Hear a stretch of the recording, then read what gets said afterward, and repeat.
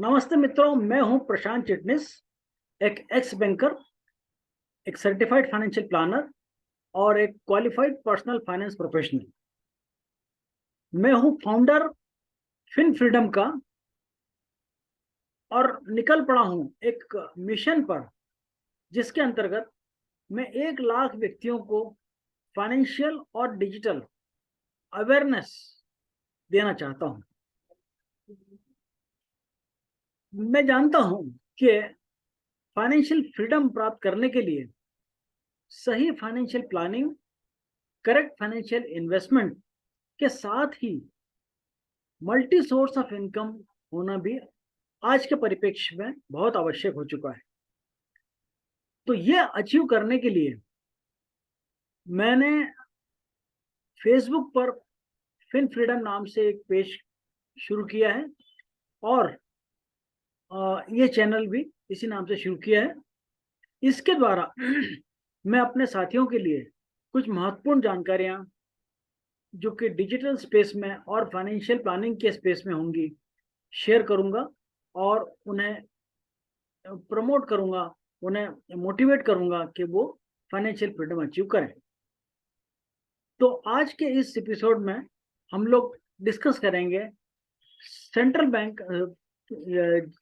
Central government की जो reserve bank द्वारा हाल ही में लॉन्च की गई central bank digital currency CBDC या डिजिटल रूपी, उसके बारे में जानते हैं। तो साथियों, 1 नवंबर को ये डिजिटल करेंसी रिजर्व बैंक ने लॉन्च की है, लेकिन हाल फिलहाल ये केवल होलसेल सेक्टर के लिए शुरू की गई है। रिटेल सेक्टर के लिए अभी अनाउंसमेंट होना बाकी है। होलसेल सेक्टर का अर्थ होता है मनी मार्केट ट्रांजैक्शंस या इंटरबैंक ट्रांजैक्शंस जो होते हैं, उसके सेटलमेंट के लिए ये शुरू किया गया है और अभी रिटेल के लिए अभी अनाउंसमेंट बाकी है। ये जो करंट डिजिटल करेंसी है, ये रिजर्व बैंक द्वारा फ्लोट की गई है और इसके लिए 9 बैंक्स को डिस्ट्रीब्यूटर के रूप में अपॉइंट किया है, जिसमें State Bank of India, Bank of Baroda, Union Bank, HDFC Bank और Yes Bank, Kotak Mahindra Bank, IDFC First Bank, HSBC Bank, इस प्रकार के कुल 9 बैंकें हैं जो कि डिस्ट्रीब्यूटर के रूप में काम करेंगी और जो है ये डिजिटल करेंसी जनरल पब्लिक को डिस्ट्रीब्यूट करेगी। ये जो कॉन्सेप्ट है, एक्चुअल में इसके बारे में पिछले बजट में ऑलरेडी गवर्नमेंट ने अनाउंसमेंट कर दिया था कि हम लोग ये डिजिटल करेंसी लेके आएंगे। और ये एक्चुअल में क्या है कि जो क्रिप्टो करेंसीज के द्वारा जो अनस्टेबिलिटी पैदा होती है, उसके अगेंस्ट एक इनिशिएटिव है और जो है उनके द्वारा जो इकोनॉमी में डिस्टेबलाइजेशन क्रिएट होता है, उसको मिटिगेट करने का एक प्रयास है। अब सवाल ये उठता है कि डिजिटल करेंसी की आवश्यकता क्या है। तो डिजिटल करेंसी की आवश्यकता इसलिए है कि पिछले कुछ वर्षों में हमारी इकोनॉमी में डिजिटल ट्रांजैक्शंस बहुत बढ़ गए हैं और हम लोग जो है डिजिटलाइजेशन की तरफ अग्रसर हैं, जो कि बहुत अच्छी बात है। तो डिजिटलाइजेशन के लिए अग्रसर हैं और अधिक से अधिक डिजिटल ट्रांजैक्शन सेटल हो रहे हैं इसके थ्रू। तो इसके लिए अब हमें आवश्यकता है कि डिजिटल करेंसी भी इन प्लेस हो, जो कि इस डिजिटलाइजेशन को और इजी और स्मूथ बनाए।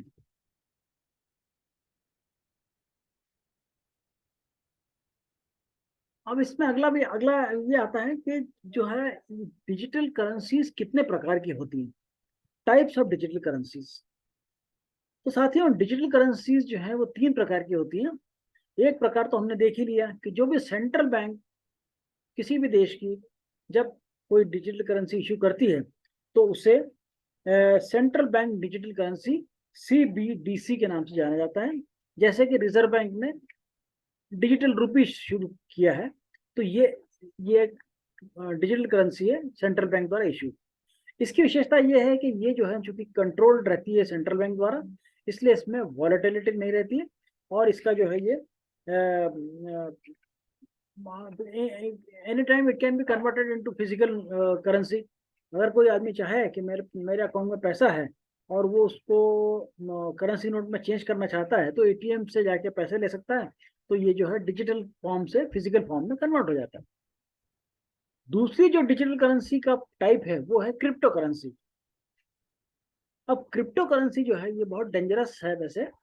ये एक्चुअल में क्या है कि जो प्राइवेट पार्टीज होती हैं उनके द्वारा इश्यू होता है, और इसका जो है एक ब्लॉकचेन मैकेनिज्म के द्वारा, और क्रिप्टोपैथी नाम कहते हैं उसको, क्रिप्टोपैथी और ब्लॉकचेन मैकेनिज्म उसके द्वारा इश्यू होते हैं। इसमें किसी एक पर्टिकुलर पार्टी को इसके लिए रिस्पॉन्सिबल नहीं बनाया जा सकता, और इसमें फ्लक्चुएशन बहुत होते हैं, और इसकी जो है वैल्यू अनसर्टेन होती है। तो अनसर्टेनिटी के कारण इसमें इन्वेस्टमेंट बहुत डेंजरस है।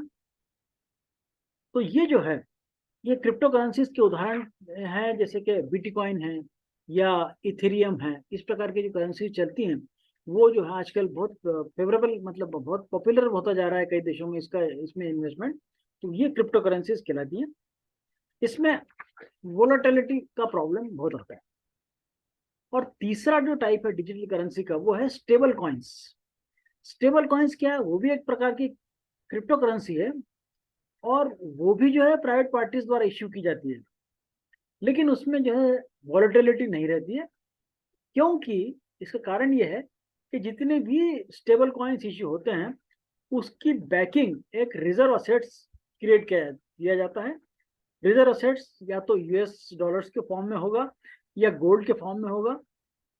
तो ऐसा होने के कारण उसमें वॉलेटिलिटी नहीं रहती। तो ये एक थर्ड टाइप है इसका। अब डिजिटल करेंसी के फायदे और नुकसान क्या क्या हैं, तो मोटे मोटे तौर पे देखें तो डिजिटल करेंसी के फायदे तो हमें पता ही है कि जो है ट्रांजैक्शन बहुत फास्ट हो जाता है, कॉस्ट ऑफ ट्रांजैक्शन बहुत कम हो जाती है, और करेंसी को स्टोरेज करना या उसकी जो है थेफ्ट होना या उसकी फॉर्जरी होना, इस प्रकार की जो है समस्याएं एलिमिनेट हो जाती हैं। लेकिन दूसरे साइड पे ये है कि इस प्रकार की जो ट्रांजेक्शन्स होते हैं वो साइबर क्राइम के और हैकिंग के शिकार हो सकते हैं। तो वो एक इसमें रिस्क इन्वॉल्व है, यदि वो कभी हो गया तो बहुत बड़ा लॉस होता है। दूसरा, साइबर क्राइम्स को स्टॉप करने के लिए हमें साइबर सिक्योरिटीज की स्टेप्स लेनी पड़ती हैं। तो साइबर सिक्योरिटीज जो है वो काफ़ी कॉस्टली होती हैं, वो जो है वो कॉस्ट ऑफ ट्रांजेक्शन बढ़ाती हैं। और तीसरा जो है नुकसान जो है डिजिटल करेंसी का ये है कि ये जैसे क्रिप्टो करेंसीज जैसी जो करेंसीज हैं वो इकोनॉमी में अनस्टेबिलिटी क्रिएट करती हैं, और रेगुलेटर जो है जो प्रयास करता है कि इकोनॉमी में स्टेबिलिटी रहे, उसके प्रयासों को ये डिस्टेबलाइज कर देता है। कारण क्या है कि रेगुलेटर को पता ही नहीं चलता है कि इकोनॉमी में कितना फंड इन्फ्यूज हुआ और कितना फंड विड्रॉ हुआ इस डिजिटल करेंसी से। और ये जो नॉर्मली इस टाइप की जो ट्रांजेक्शन्स हैं वो जो है टैक्स इवेशन के लिए या टेरर फंडिंग के लिए, इस प्रकार के कार्यों के लिए, अनैतिक कार्यों के लिए उपयोग में आते हैं, और वो जो है इकोनॉमी में डिस्टेबलाइजेशन क्रिएट करते हैं। तो ये एक इसका कॉन है, मतलब नुकसान। अब अगर हम ये देखें कि जो डिजिटल रूपी इशू किया है रिजर्व बैंक ने, इसकी क्या क्या विशेषताएं विशेष तौर पर, मोटे मोटे तौर पर अगर देखें तो जो है इसमें सबसे बड़ी बात क्या है कि जो माइनिंग की अथॉरिटी राइट है वो केवल गवर्नमेंट ऑफ इंडिया का है, मतलब इसमें प्राइवेट पार्टीज वगैरह कोई इसको माइनिंग नहीं कर सकते। दूसरा, ट्रांसफरेबिलिटी जो है वो जो है एक ईमेल जैसा एक कोडवर्ड क्रिएट किया जाएगा जिसे कहते हैं प्राइवेट की और पब्लिक की और प्राइवेट की के द्वारा ये अमाउंट ट्रांसफर होगा। ट्रांसफरेबिलिटी जो है इंश्योर की जाएगी, सही आदमी को जाएगा, कैसे कि उसकी जो की है कोडवर्ड रहेगा वो उसके द्वारा किया जाएगा। इस करेंसी पे किसी प्रकार का कोई ब्याज दे नहीं होगा जैसे कि अन्य करेंसी होती है। वो currency itself doesn't accrues any interest. जैसे करेंसी हमने घर में रखी तो उस पर हमें ब्याज नहीं मिलेगा, उसी प्रकार करेंसी अगर वैलेट में है तो उस पर कोई इंटरेस्ट पेएबल नहीं रहेगा। टू सर्टेन एक्सटेंट जो इसके ट्रांजेक्शन होंगे वो एनोनिमिटी इसमें रहेगी, जैसे कि कैश में एनोनिमिटी होती है, कैश का एक नोट कितने हाथों से गुजरा है ये किसी को मालूम नहीं रहता है। इसी प्रकार छोटे ट्रांजेक्शन के लिए ये जो है डिजिटल करेंसी को एनोनिमस बनाया जाएगा, किंतु बड़े ट्रांजेक्शन के लिए फुल डिटेल्स जो है वो रिकॉर्ड में आएंगे। अब सवाल ये है कि डिजिटल करेंसी का यूज क्यों करें। तो हम लोग आप सभी लोग उससे वाकिफ हो चुके हैं कि डिजिटल करेंसी जो है के कारण हमको मनी बैग कैरी करना नहीं पड़ता है, उससे जो है थेफ्ट वगैरह का या पैसा लॉस करने का या गिनने में गलती होने का, इस प्रकार की जो घटनाएं होती हैं उन सब से हम मुक्त हो जाते हैं, वो सब इलिमिनेट हो जाती हैं रिस्क। तो इसलिए जो है ये इसकी यूटिलिटी तो है ही। और इसमें एक और विशेषता ये है कि ये प्रोग्राम की जा सकती है, मतलब गवर्नमेंट जो इश्यूअर है वो उसको एक प्रोग्रामिंग करके उसकी वैलिडिटी वगैरह तय कर सकता है। जैसे मान लीजिए किसी पर्टिकुलर पर्पज से अगर वो फंड इन्फ्यूज करते हैं, जैसे मान लीजिए एग्रीकल्चर का कोई प्रोग्राम है और उस एग्रीकल्चर प्रोग्राम के लिए इन्होंने कुछ फंड इन्फ्यूज किया, तो वो उसकी वैलिडिटी तय कर देंगे ताकि जो है उसका उस पर्टिकुलर पीरियड में एंड यूज इंश्योर हो जाए। उसके बाद अगर कोई चीज नहीं यूज होती है तो वो उसकी वैलिडिटी खत्म हो जाएगी। So this is a additional feature available with the digital currency which is not available with the general currency. एक इसमें इशू और आ सकता है जो डाउट क्रिएट हुआ है कि अगर मेरे वैलेट में पैसा है किंतु कनेक्टिविटी का इश्यू आ गया और मैं भुगतान नहीं कर पाया तो क्या करें। तो इस विषय में गवर्नमेंट के जो नोट है उसमें मेंशन है कि छोटे ट्रांजेक्शन्स के लिए ऑफलाइन ट्रांजेक्शन्स अलाउड किए जाएंगे ताकि जो है जनरल पब्लिक इससे अफेक्ट ना हो। किंतु बड़े ट्रांजेक्शन्स एक पर्टिकुलर लिमिट के ऊपर जो होंगे उसमें जो है इंटरनेट कनेक्टिविटी की आवश्यकता पड़ेगी। तो ठीक है, बड़े ट्रांजेक्शन्स के लिए तो कनेक्टिविटी इंश्योर की जा सकती है। और एक अंतिम पॉइंट इसमें आता है कि जो टैक्सेबिलिटी का क्या होगा, क्योंकि पिछले बजट में क्रिप्टो करेंसीज को रिकॉग्नाइज करते हुए गवर्नमेंट ने 30% टैक्स इम्पोज किया था इससे होने वाले प्रॉफिट्स के ऊपर, इससे होने वाले इनकम के ऊपर।